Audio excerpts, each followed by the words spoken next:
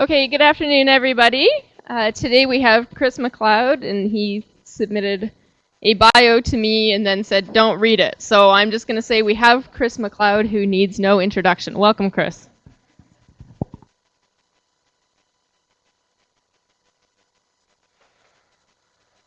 Thank you very much for that succinct introduction. I appreciate it. I'm going to talk about return to work today, and particularly focus on some kind of initial and preliminary analysis that myself and others at the Partnership for Work Health and Safety have been doing in terms of looking at return to work trajectories, how we can use new data that's been made available to us by WorkSafe BC to understand the process of return to work a little better. This is very new research for us. We've only really been working with this data for about a year or so, and so today some of my presentations are very practical and have sort of policy implications. This is very much more a researcher's presentation, because I'm really going to be talking about new data and things we're doing with new data and how cool it is. So Sarah at least will like this presentation, I hope. Let's get going. I feel like I have something hanging off my face here. It's a bit distracting, but I'll get used to it. So the online listeners are going, what? So in any case, so let's talk about return to work. So return to work after work disability is certainly something that is an important, if not one of the central objectives of workers' compensation and rehabilitation, not only in Canada but internationally. Historically, research, we have been focused on it as a single event in terms of return to work happening, looking at the predictors of successful return to work. But one of the things that certainly we are learning, and people that practice in this area certainly know on a day-to-day basis, is that it is a complex, multi-phase process with episodes, recurrence of disability, and our thinking around return to work is very much changing and evolving with respect to understanding what actually constitutes successful return to work. And one of the things that we're really focusing on are issues pertaining to the idea of sustained return to work, that it's not just getting the injured worker back to the workplace, but actually taking into account factors that allows them to remain connected to that workplace on an ongoing way, in which case, ideally, they're returning to their former health, functioning, and productivity. Historically, and certainly with the administrative data that we've had available to us in British Columbia through WorkSafe BC and also through Pop Data BC, we've largely had to use proxy measures to calculate return to work from other types of administrative data. So that might be counting the number of days paid over a period of time, such as within the first year. It might have to do with coming up with proxies of whether or not a person is being paid, receiving payments, and then using those payment periods to calculate return to work episodes. Those types of approaches are certainly informative, but they really lack detail on what is actually happening on a day-to-day basis with respect to return to work. More detail allows us to characterize and understand not only the factors that influence different types of return to work processes and trajectories, but also what we can do about it in terms of coming up with successful interventions. Today, we're going to spend time talking about different approaches to classifying and grouping return to work trajectories, particularly with respect to the new return to work calendar data that we've been working with at the Partnership for Work Health and Safety. And that'll take probably the first half of the class to kind of walk us through that. That's not the class. I'm not lecturing right now. I'm just giving a talk. And then secondly, we'll look at a nice little epidemiological study that is actually then looks at different characteristics that we have in determining those different types of trajectories. So there's basically two parts of this talk. Both of them are largely methods focused, although I think there are some practical results that do emerge from these preliminary findings. So let's talk about the data. So we now have the ability to know after an injured worker is not able to work and they are on compensation benefits receiving short-term disability, we have the ability to essentially track their return to work outcomes on a day-by-day basis. And this is data that's and a data environment that has been developed since about 2009 in WorkSafe BC. So they actually now have a calendar there that tracks the status of an individual's claim with respect to return to work through to the initiation of the claim, registration, the injury, and then the transition to receiving short-term disability days, and then through to an end event, which ideally is going to be full return to work back to and full duties. So what we're able to do now is, with this data, is be able to identify after we have an injury event through to an end event in terms of the determination of the return to work episode, what state or what type of return to work capacity that injured worker is currently. And so this allows us then to be able to create a trajectory over time, and a quite detailed trajectory over time in terms of characterizing the return to work process. So let's see what that looks like. So here is a hypothetical or an illustrative return to work process. The injured worker has a work injury and disability. They might require some sort of medical intervention. In this case, it might be surgery. And then they're off work. They're on short-term disability. They're recovering. There may be a modified or gradual return to work, in which case the injured worker is either performing partial duties and with respect to partial hours, or might be performing modified duties while they're integrating themselves back into the workplace. And then finally, there is a successful return to work spell, which we hope is terminal and sustained. Now, one of the things that we can do is we can take sort of that more linear picture that I showed you previously and look at it more in terms of how you can have sort of different sequences or different trajectories. And in this case, we've just got a couple here that are illustrative of the data. There's an initial injury or disability, and there's potentially 3 possible outcomes with respect to non-return to work, return to work immediately, or modified return to work. One of the things that we're able to do here with the new data is actually take into account that there might be an initial return to work spell and then another spell where they're off on short-term disabilities or they transition to some other type of return to work status. And so we can build this out over a period of time in terms of describing or creating different types of return to work trajectories.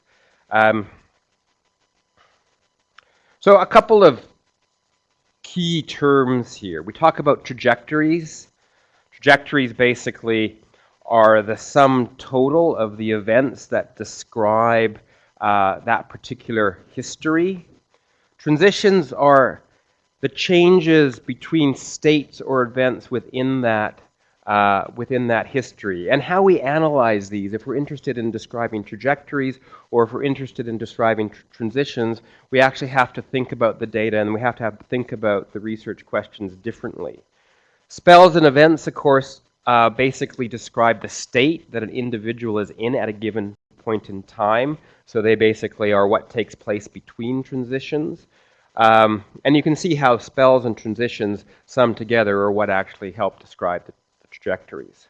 One other thing that I just want to talk about very briefly here is this idea of a life course perspective. So overall, in terms of research, we're starting to think about the development of health, the development of labor market and work histories from a much more of a life course perspective, that when we're actually looking at a particular thing that's happening in a point in time, that it's influenced not only by prior events, but also is going to actually impact a person's future outcomes. And so the research that we're doing here is very much wedded to not only theoretically but also methodologically to that tradition.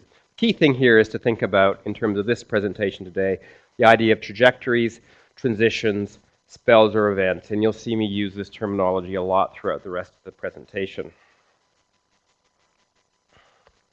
So let's talk about the return to work states or events that we're able to look at in this particular data and study. So we have the injury, which is a sentinel or triggering event. So all of the injured workers have this sentinel event that basically anchors this particular trajectory. And then we have 4 different types of other types of states. We have return to work, which is defined by full return to work with no indication of partial or modified duties. There's modified return to work, which could either be partial hours or partial or modified or alternative duties. We have short-term disability, which means that you're on short-term disability benefits, so basically you're off work and still recovering. And then there's something that's called non-return to work, which is actually a censoring or terminal event where an individual is not able to work or is not working, but they might be deemed fit to return to work, so they might actually be able to go back to work, but there may be no job for them to go back to, or they're unable to return to work due to a permanent disability. So in this case, this is a censoring or a terminal outcome, which would be seen as something that we would want to avoid. The thing that, of course, we're going to want to see is return to work trajectories that end in permanent, sustainable return to work, and that happens as quickly as possible throughout the over a given time period. So these are the basic states that we're able to measure in the data across calendar time. So at any one given point in time, we're able to identify whether or not an individual return to work is characterized by one of these event types or states. So we have a lot of sort of methodological issues to think about here. So how do we identify or group trajectories that have shared characteristics or features? So we're no longer just looking at one particular event or spell. So we're certainly out of the world of using binary data, although we'll come back to that later on. So one of the things that even with only 4 return to work states, given that the injury state is an anchoring event, the number of possible trajectories within 1 year, if we allow these trajectories to actually change every single day, is very, very large. And you can see it here. It's like 5.7 to the 10th raised to the 219. So that's a huge set of potential variation in terms of these trajectories. So that's, in terms of the potential scope, in terms of the potential number of distinct trajectories, within a first year, we're looking at a very large number. So that's way too complex for me to even sort of begin to grasp grapple conceptually. So we're going to have to simplify this. And of course, in reality is, of course, simpler. Much simpler. Most spells last much longer than a day, and the number of unique sequences in a sample logically can't be larger than the number of individuals, so it's not going to be that huge number that I just showed you. I just thought that was cool. Another challenge, though, is that most sequence analysis approaches can't incorporate different spell lengths and different timing of events, and so we have to think about that. So our approach to defining or creating trajectories requires some simplifying assumptions, at least with this first pass. So one of the things that we could do is we could move from days to weeks. We can see that the dimensionality of the potential sort of richness of the data begins to simplify. Weeks as a return to work spell are probably a good duration unit of measure, especially earlier on in the return to work trajectory. But this is really a little bit too granular for our first attempt here. So what we've done here is we're going to define our spells more or less in months, where we define months as 4-week periods, so they're the same period over a 52 weeks. So we still are looking at 1 year out, but rather than 12 months, we're actually looking at 13 months or 4-week spells. This, of course, in terms of the number of potential unique trajectories, begins to give us a number that we can actually look at and tend to understand. I don't even think Donald Trump would even say that's huge. So my computer, I can handle this. We'll see whether or not I can. So let's talk about the cohort, because the cohort is certainly going to determine how we are going to go and approach creating and identifying these trajectories. So we define or derived a cohort of all workers with accepted lost time claims for a musculoskeletal disorder between 2010 and 2012 with at least 1 full year of follow-up. So that means that we also have 2013 data. That's not supposed to be there. But age 15 to 64 at injury, and everyone has to have at least 1 full day of time loss. Fatalities and workers with multiple claims are excluded. We end up with about 88,000 in our final cohort, which is a really nice sample size because we're going to have, it's not too big, but it's also big enough that I think we're going to have sufficient enough numbers to actually be able to identify different classes of trajectory. So it's a nice sample size. And certainly, we're no longer looking at really, really big numbers here. So how do we define unique cohort trajectories? We're actually using a class of methods that are called sequence analysis. So in this case, in terms of defining return to work sequence, the return to work sequence is defined from the first short-term disability spell. So in the case of this analysis, we're ignoring the period of time between the injury and the first day of time loss. So we're starting everybody at with the same event type, which is that they're all on short-term disability. And that is the case actually for almost all of the workers in this sample is that the injury event and the short-term disability, particularly for these types of injuries, tend to be very close to one another. But in this case, we are actually removing for a few individuals some part of the return to work trajectory, which would be that a period of time between injury and first short-term disability payment. Each spell or sequence unit is defined from the first date of time loss, as I just said, and spells are defined in 4-week discrete increments, with the transition between return to work states being assessed at the end of the four-week spell. So we are simplifying the data a little bit because within each 4 weeks there can be some transitions that we might not capture. That basically allows us to have 13 spells or sequence units in total, and we analyze the return to work sequences using Stata 13 using a do or a program file called SQ, which basically allows us to helps us enumerate these sequences once we set the data up in a way that it can actually count these sequences. So let's look at these initial results. So out of the 86,000 or 87,000 individuals, there were 2,132 unique trajectories. So that's a lot of unique trajectories. Most of those trajectories are in fact unique or close to unique, where with there being a smaller set of very common trajectories. In fact, the most common trajectory was return to work in the first 4 weeks, and that was characterized, and of that, 50% of the sample had that trajectory, or about 41,000 individuals. The 20 most common trajectories represented 86% of all observations, so you can see that basically 2,112 trajectories actually were characterized by 14% of all of the observations. So let's look at those trajectories. So these are the most common trajectories here, and I'll walk you through this.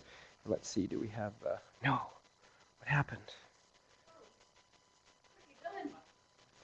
Oh, there we go. Oh, it's not a. Is there a little laser pointer here, or no? It's not a laser. It's not a laser pointer. I thought it was a laser pointer. So.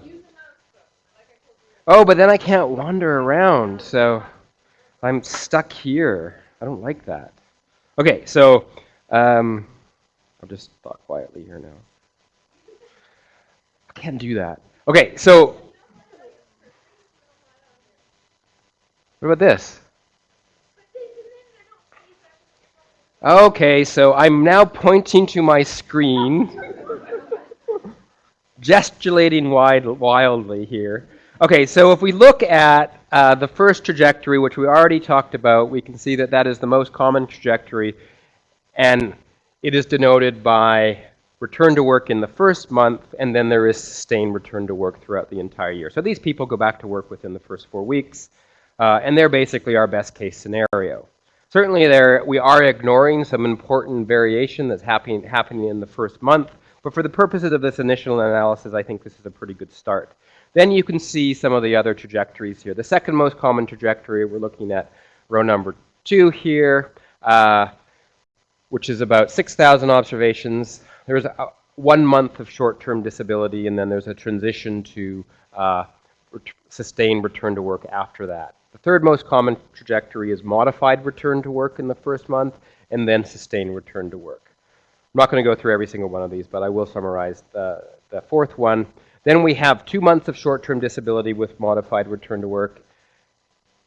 Fifth most common trajectory basically is individuals are off short-term disability the entire year, so basically there is no return to work.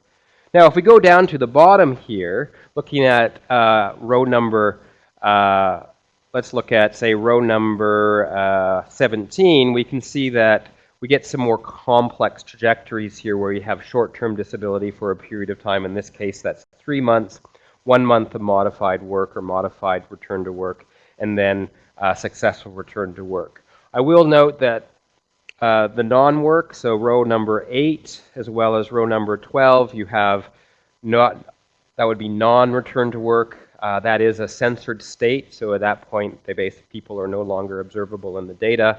So they're not being tracked by WorkSafe BC. That would either, in terms of this data at least, that would either reflect that they were deemed fit to return to work, but there was no job for them to return to work to, or they chose not to return to work themselves, or they were deemed to have a permanent partial disability, in which case they would be transferred to a different system within WorkSafe BC in terms of long-term disability and vocational rehabilitation.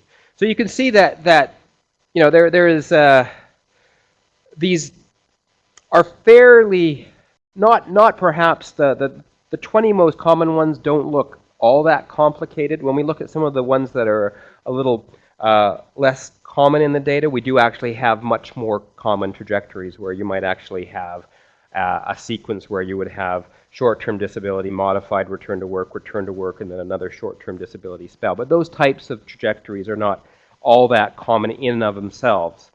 But nevertheless, 14% of a sample of 86,000 is still an awful lot of observations. So these are the trajectories. So we're able to describe the trajectories, but now what we need to do is we need to be able to cluster the trajectories in coherent ways.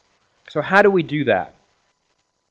So there are approaches to clustering trajectories, and I'm actually going to talk about, there's really only one approach that is useful for clustering trajectories, although both of these approaches can be used to think about with respect to trajectory or transition analysis. The common approach, particularly in the social sciences with respect to clustering trajectories, is what's called optimal matching. And this actually comes from computer science and information science, where we're clustering basically the sequences can be seen as a sequence of information. And so basically, sequences are clustered based on the dissimilarity between units within the sequence. And simply speaking, the difference between clusters are grouped based on the cost of the information to switch from one event type to the other. And there are ways of sort of doing that, and there are also different approaches. So it's thinking about you have an event, you have another event. they both represent information. What's kind of the information cost in terms of how we might characterize that from switching from one event to another, and then you basically kind of set up parameters with respect to how much cost you're willing to sort of accept, and trajectories that sort of lie within those bounds then are seen, are kind of deemed to be similar clusters or similar trajectories. So it has been used, and we didn't in the end use it, and I'll come back to talk about why. Another common approach when we're thinking about trajectories is this idea of latent trajectory analysis, which uses latent Markov modeling to model the probability of change over time in describing a trajectory. So one of the things about this approach is it's useful to model the probability of transitions, but it cannot be used directly to cluster trajectories. So this approach, I think, has merit with using this type of data, but it's actually useful for looking at a different set of research questions in terms of actually looking at trying to describe distinct trajectories in and of itself rather than focusing on the transitions.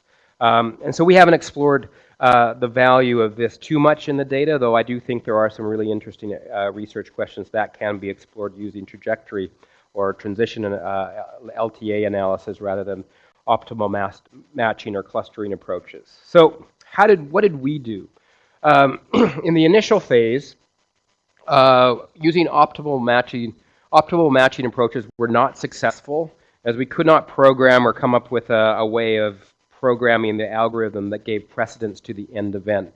So at the end of the day, we went back to what humans always did. We came up with our own decision rules rather than relying on computers to do it for us, and then wrote an algorithm that basically clustered the trajectory based on those rules with respect to, so there was a little bit of subjective judgment involved here. The rules that we developed in order of precedence had to do with the end event of the trajectory, and this of course I think makes sense because these are trajectories that do have an end, with return to work being seen as something that we want to see at the end of these trajectories. The time to the end event, so whether it was a short trajectory or a longer trajectory, and the type of events preceding the end event, and that's where a little bit more subjective involvement, discretion had to come into play in terms of categorizing the type of end events preceding the end events this we sort of had done the initial sort of grouping based on the end event and time to end event. So based on this set of rules, we define 9 different types of trajectories out of the 2,200 or so. So not too many. So 9's still a lot in terms of thinking about analyzing it. But we're now down to 9 when we started out with potentially a couple of quintillion. So 9's, I got 9. I have that. I can count up to 9. The first one, which is pretty straightforward, sustainable return to work. So these are the trajectories that end in return to work by the first month. So that's one trajectory, and it becomes its own class. Then what we might have is what we're calling at this point short delayed return to work, or we might call it a short episode of short-term disability before return to work. These are trajectories that end in return to work between months 2 and 6. Then we have long delayed return to work, or longer until return to work, preceded by modified return to work. So these would be trajectories that end in return to work in months 7 to 13, preceded by events that are predominantly characterized by modified return to work. Long delayed return to work preceded primarily by short-term disability. Deferred sickness absence, what we're really talking about that, with trajectories end in sickness absence months 2 to 13 with no other or short-term disability. I'm actually doing this with a set of Europeans, and so they call short-term disability sickness absence, and when we present to European audiences, we have to use different terminology. So terminology is a little bit mixed up here then. Constant return to work, trajectories end in sickness absence by the end of the first month. Actually, that doesn't look right. Late non-return to work, so that's trajectories that end in return to work by month 7 to 13, and then early non-return to work trajectories that end in non-return to work within the first 6 months, and then there's this unclassifiable group, which is about 1% of the entire sample. So we have basically 8 relatively coherent trajectory clusters. We didn't analyze all of them, so some of the smaller clusters, so I think cluster 3 and cluster 5, we did not do any further analysis of, but we ended up focusing on cluster 1, 2, 4, and 6, 7, and 8 in terms of wanting to look at what might determine membership in those clusters. So here's just an example of some of the clusters. Won't necessarily go through all of them, but you can see here's an example of cluster number 2, short delayed return to work, where you might have return to work, then perhaps an episode of modified return to work, but a fairly short episode, or just a short episode of return to work and then going straight to a short episode of sickness absence or short-term disability and then going straight to sustained return to work. In contrast, if you look at, say, constant short-term disability, that's pretty straightforward. Here you've got long delayed return to work, so that's number 4, where you've got most of the 6 months and even periods past 6 months that are characterized by short-term disability. So one of the things that we're interested in doing, obviously, is revisiting how we might cluster these trajectories. We might actually want to see whether some of the or whether or not we can get some variation of the optimal matching to work. But for initial pass, applying this set of decision rules appeared to have some utility. So now what? So now what we have is we have these 9 trajectories, which we're claiming are coherent and distinct from one another, at least in terms of the decision rules that we defined. We want to then investigate what are the characteristics that might determine membership within a particular return to work trajectory. So now we're moving from basically a clustering or a descriptive approach of these trajectories to want to understand what are the factors that determine trajectory membership. So the trajectories in and of themselves are the outcome. Okay, so trajectory clusters are our outcomes. And what we can do here, so we actually have potentially 9 different outcomes. So this is actually, if you think about it, it's an unordered variable, outcome variable that actually takes 9 values. So one could think, well, you could use multinomial logistic regression to do this. Well, one of the things that you don't want to do is you don't want to use logistic regression because you don't want an odds ratio here, because you want to be able to get and use an estimator that will give you a true relative risk so that you can actually compare that relative risk across these trajectories. One of the reasons why you want to do that is because you've got a very different number or proportion of individuals in these trajectories, and so an odds ratio is going to give you the odds ratio will give you a true odds, won't necessarily give you or proxy or reflect a relative risk because of that. So you want to use an estimator that will provide you with a relative risk. And the research literature and people like Greenland and others have written about this, basically have shown that in this case you can use Poisson regression, even though it's just a binary variable, with robust standard errors in this particular case. So we're not using multinomial logistic regression. What we're doing is we're basically measuring pairwise Poisson regression with a particular trajectory as our reference. So this requires estimating separate Poisson models for each trajectory pair. This provides a risk ratio that are comparable across trajectory pairs, at least in terms of understanding the relative magnitude of a covariate on cluster membership or trajectory membership. And here's a couple of nice references that both outline the Poisson regression approach, but also outline how this can be applied with respect to analyzing characteristics of cluster or trajectory membership. So that's Zhu 2004 and McIver in 2002. So here are our covariates.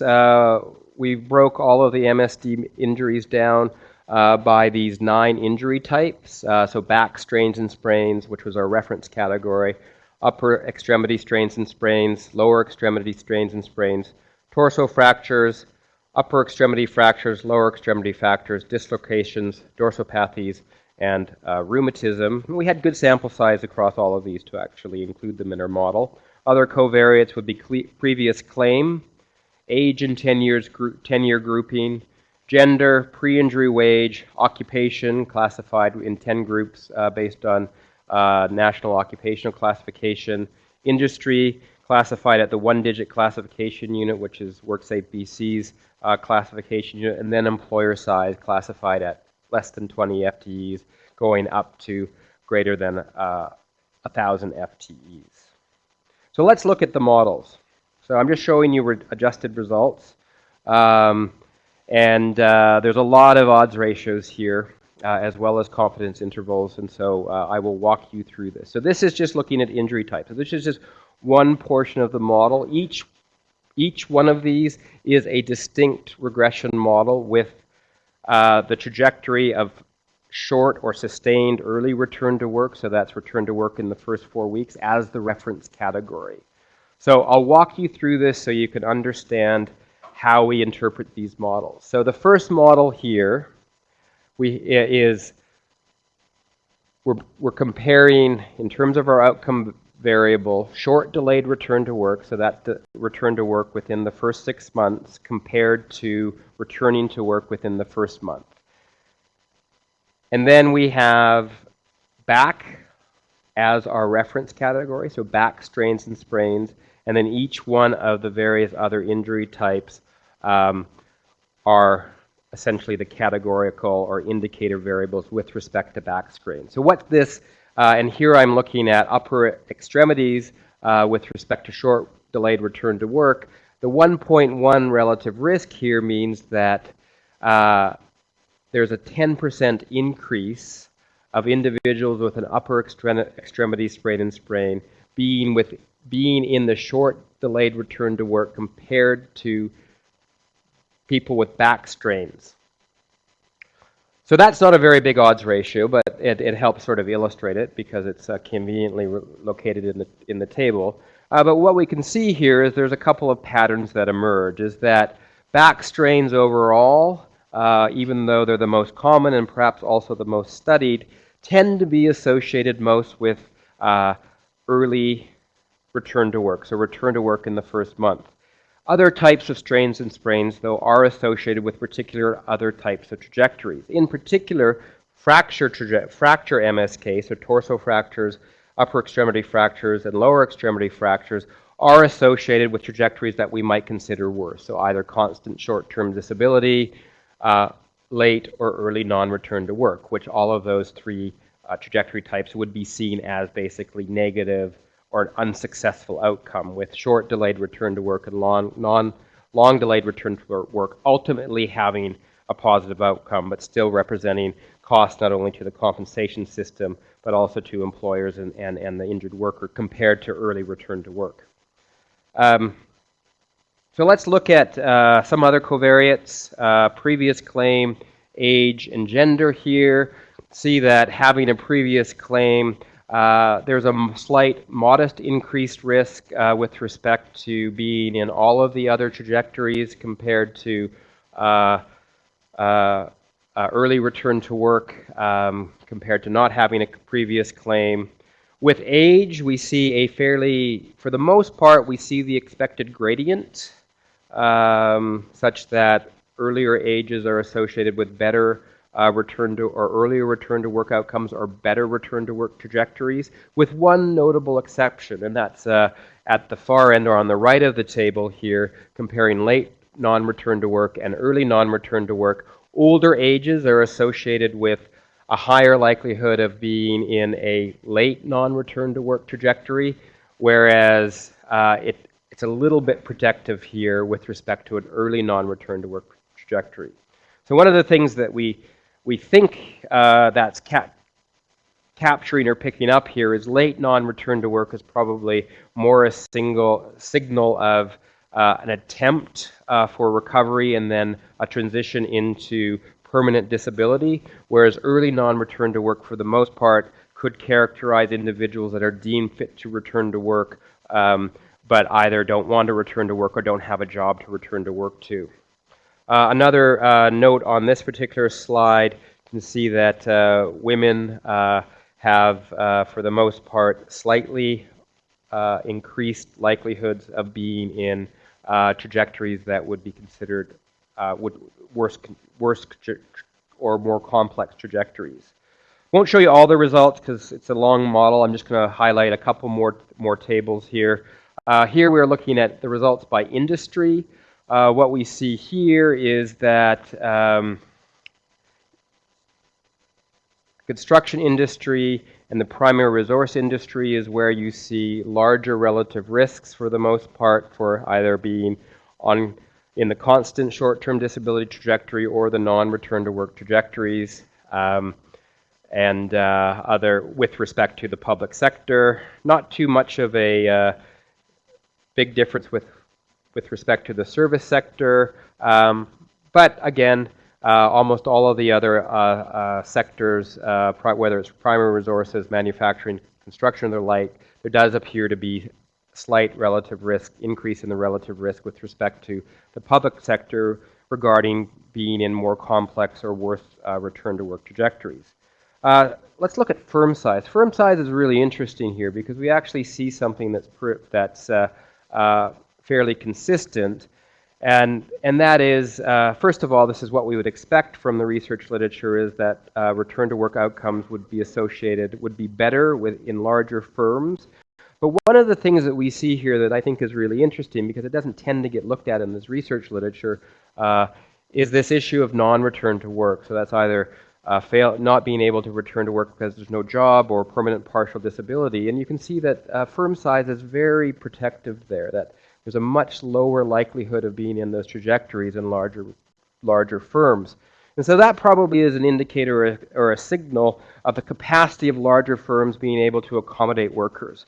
And that capacity then may be more likely to prevent non-return to work overall. It could also basically mean that large firms are it's easier for people's jobs to be held for them. So with smaller firms, even though workers are supposed to go back to work, it could be that once they go back to work, it could be that they actually return to work into unemployment, which can happen in British Columbia. So those are the results. And so now I'll just summarize the results because there's a lot of them. These results are preliminary. Our first foray into modeling return to work trajectories. So this is the first analysis that we've done, and certainly it's the first time I've presented this research. So we still have a lot of work to do, but I think there's a lot of potential here, not only from a research perspective, but also from a policy and practice perspective. Return to work events do coherently cluster, but different decision rules or methods could emphasize different aspects of the return to work trajectory. So one of the things that we didn't look at specifically here, or particularly put a lot of weight on, was the role of modified return to work. So different ways of grouping these trajectories could lead to different outcomes. There's a strong association with trajectory clusters across most covariates with respect to return to work. Back strains are associated with early sustained return to work compared to other MSK injuries. I think this is an important finding because there does tend to be a focus on back strain and lower back strain as something that is a priority. This points out that while we don't necessarily want to put that aside by any way, shape, or form, but in fact other musculoskeletal disorders actually may have or represent a greater burden as well as a greater likelihood of non-return to work or complex return to work trajectories.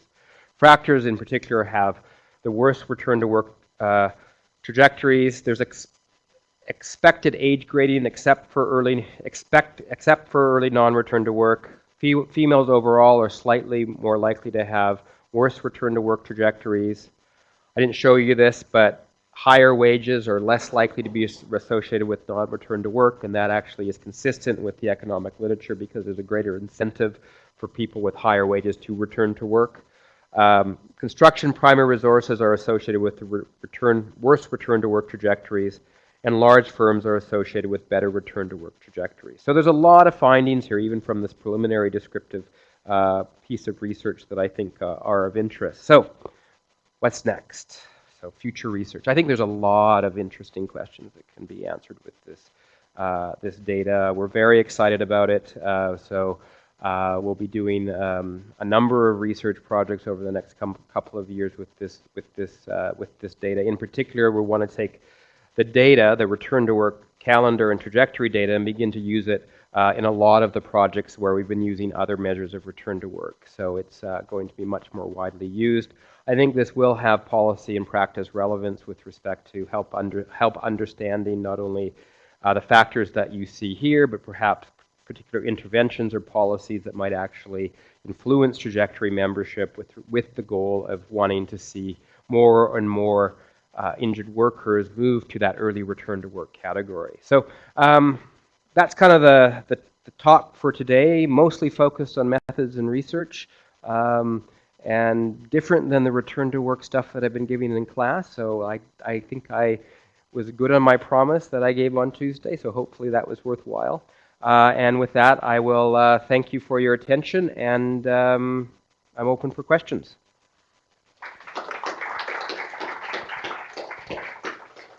Thank you very much, Chris. You're right, I did enjoy geeking out on that. I'm going to ask the first question online because it's related to what you just said towards the end there. It's Stephen Zhu saying, great talk, Chris, thanks. Do you have any statistics or data on the average cost of return to work employee with an injury resulting from an ergonomic hazard, which otherwise could be saved if the ergonomic assessment and adjustments and controls were made?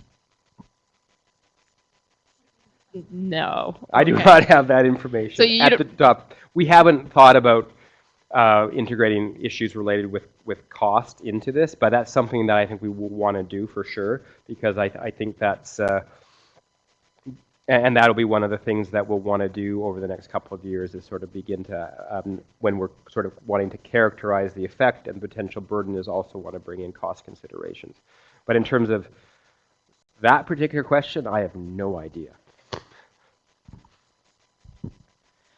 Thanks, Chris. That was really interesting. I really like that you talked through the methods that you used, because these are similar issues that I encounter in my decision making. I'm just curious about the adjusted results by industry. I'm wondering what drove your choice of the public sector as your reference group? I'm just curious. I don't think you mentioned it. So I didn't mention it. Oh, did you? No, I did not. Oh, okay, good. So it just shows you were listening well. So no, I didn't mention it. So why we chose the public sector? You know, I can't, off the top of my head, I can't tell you why we chose public sector, but it's not a bad sector to choose, although oftentimes you see the service sector as the reference category. You know, we might hypothesize that on average that would be the sector that would have the best outcomes, because the public sector tends to be tends to be the sector that has the most resources to provide to their workers with respect to return to work.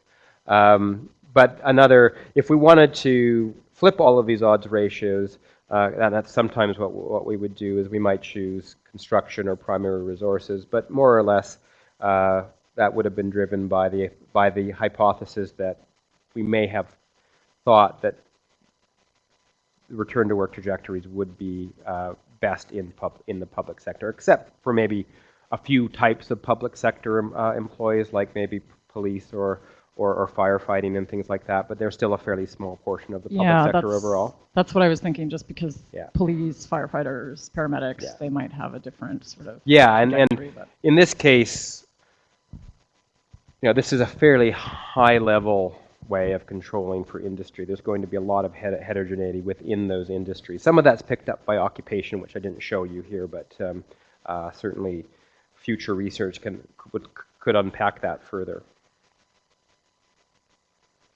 Hi, Chris. It was a great talk. I also liked how you went thoroughly with the methods section. I just wanted to have a question, ask a question based on trajectory clusters. Okay. So it seems like the trajectories are based on how they end. For example, the first one was common sustainable, most common was sustainable RTW, and a lot of the trajectories ended in RTW or SA or NRTW. So I was just wondering, any particular reason why you chose to cluster based on how they end? And would you think clusters based on how trajectories start may say something significantly different? Well, I think those are two really good questions that you want to ask when you're thinking about trajectory analysis. In the case of this analysis, selecting on putting precedence on how the trajectory ended, I think, is very appropriate because the end state is, in some sense, what matters here, particularly, say, with respect to return to work versus non-return to work. And so, when we were trying optimal matching approaches is when we would, run the algorithm and then we would look at, how it clustered. We would end up with return to work trajectories that didn't end in return to work being clustered with return to work trajectories that did, because what it did is it put more emphasis on which sequence was most common. So in our case, in my case, or in this case, if you had 9 or 10 months of non-return to work and then ended in return to work, that's a different sequence than 9 months of being in another type and then not returning and not returning to work. So that end event in terms of this analysis, I think, is important. With respect to your other question, where you start often matters where you end up. But in this case, we started everybody in the same spot, which is they were all on short-term disability. One of the things that we could do is, at least for a small number of individuals, is look at that unit of event between injury and the first short-term disability day, and there are some individuals that do experience another sequence there or another event type, but we didn't put that in for the purposes of this analysis, and that was mostly done for purposes of tractability.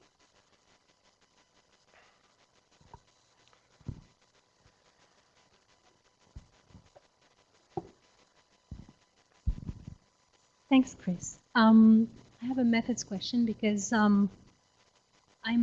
learned about this idea of using Poisson regression rather than a multinomial model. But then the first thing that I was thinking, isn't there a threat of multiple testing happening? And if so, is there any correction going on? Yeah, no, it's a good. One of the things that, first of all, there's no correction going on. We are running multiple models, so that does increase the probability of a type 1 error. We're not really emphasizing statistical significance, more the precision of the estimate. The other thing, though, is we're fortunate here is that we have very large sample sizes. When you start with 90,000 observations, even though you do use up half of them with respect to your reference category, it's a fairly rich data set. I haven't seen. I mean, other people that have done this, they don't tend to correct for. The people who tend to correct for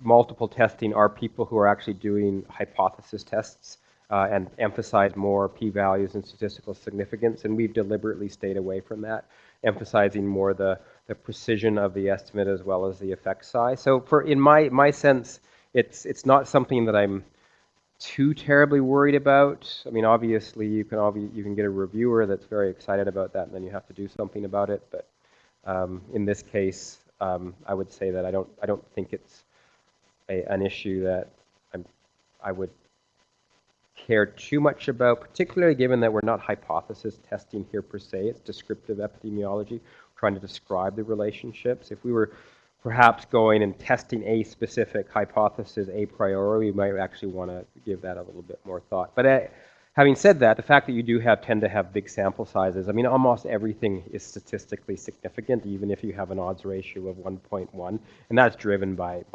sample size, not by other considerations.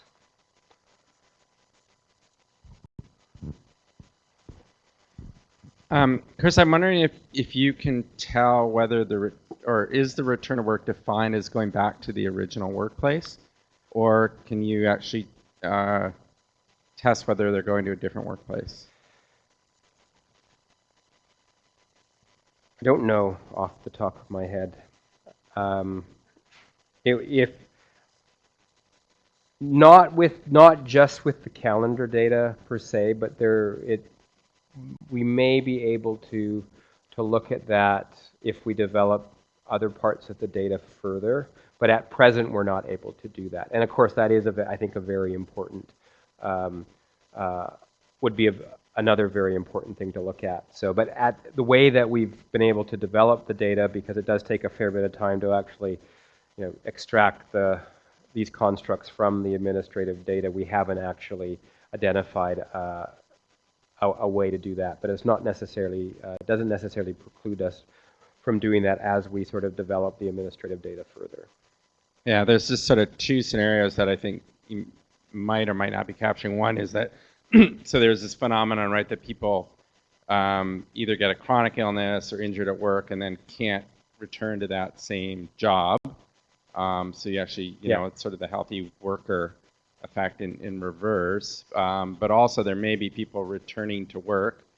I mean, if you're constrained by returning to the same workplace, there may be people that are actually returning to work that you're not counting as return to work. If they're working somewhere else, right? Yeah, so, and that's one of the things with the non-return to work is where people are censored. So a good portion of those individuals, well, the vast majority of those individuals would be either they're on permanent partial disability, so basically they're no longer in the short-term disability program, so they get censored even though they're still in the program, but they're either receiving vocational rehabilitation benefits or they've been assessed for a permanent partial disability award, but they haven't been able to return to work. The other scenario is that people are deemed able to return to work, but those individuals don't want to go back to work, and so then their benefits cease, and so they're censored in this data. The third scenario, which is the scenario you're talking about, is people don't go back to work. They're not captured as going back to work in this data, but then they go back to work to another employer, and we don't have that information, and that's not something that WorkSafe BC would currently collects that data on, because once they become censored in the administrative data, they're no longer observable. And I don't know of those non-return to work groups. I don't know the relative magnitude of those three groups, although we can, by linking this to other WorkSafe BC data, which we can't, is to look at what portion of those non-return to work people ultimately receive a permanent partial disability award. So we could characterize that group, but not the other non-return to work, not the other people within the non-return to work group. I've got one final question for you, Chris. When you were deciding what state any individual was in for a particular 4-week period, how many days did they have to be in that state to become classified as that state for the 4-week period? I may have missed that. No, you didn't. Okay. I didn't explain it. Okay. There was a lot to explain here, so for the purposes of this analysis, and it was a little bit of a simplification because we needed to get a master's thesis done. So you don't do everything you'd like to do. Is we more or less ignored anything that happened within that 4-week period, so that we basically were looking at what happened at the beginning of the 4-week, the transition, or the state at the beginning of that 4-week period and the state at the end of that 4-week period. So one of the things that we will want to do with that data with this data is to be more nuanced and sophisticated about how we take that into consideration. But for the purposes of doing this initial analyses and also getting a master's student done, we made a couple of simplifying assumptions. And people who are master's students, you should thank your supervisor when they make those assumptions for you. Okay, that's all I want to know, and we are at time, and we have the SPPH symposium going on around the building for the afternoon, so I encourage people to take a look at the workshops and the keynote address later today and enjoy the sunshine.